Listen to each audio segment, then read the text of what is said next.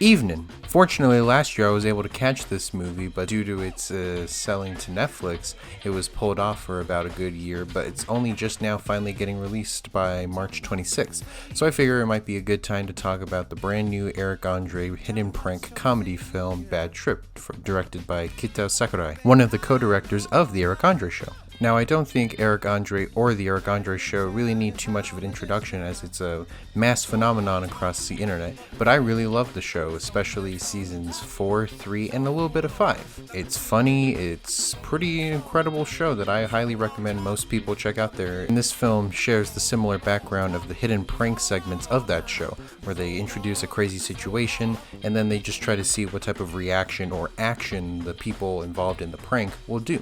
And that's basically the fun of this entire movie of Bad Trip.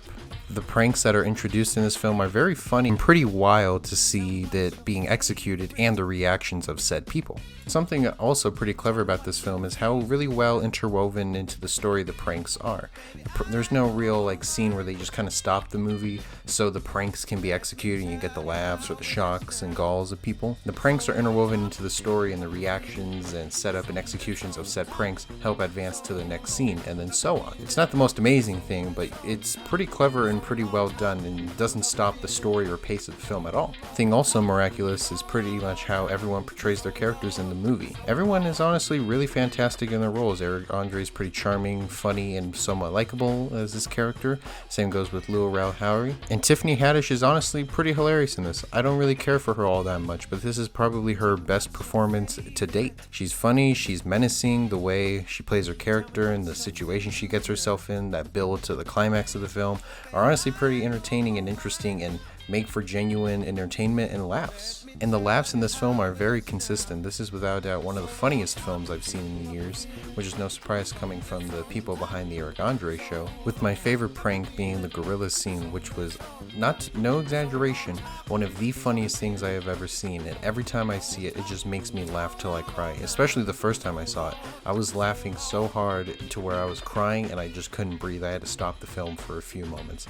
It is that hilarious, and it's pretty miraculous. This film also, something spectacular that it does is that its editing isn't really amazing, but it has a nice energy and boost, and plays off different cliches and many different things that honestly boost the movie up and give it a good energy that most comedy films nowadays just don't really have. The use of music in the film is very appropriate. The actual score to the film is not very particularly fantastic, but the use of different songs in the film, especially stuff like Up in Here and Holy Calamity, is all very good, and it really gets you excited and interested into this film and its story. But anyway, that's about it. This is just a quick recommendation for those out there who are interested in it. I really like, and I would even go as far as to say I love this film. It's very hilarious, it's funny. Every time I've been able to check it out, it's hilarious. It's pretty miraculous, and I'll still keep coming back to this.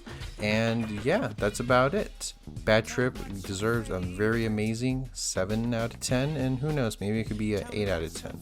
I don't know, it's not that great, but you know what, it's hilarious, it's funny, and I just, yeah. Alright, scrambling, bye. It was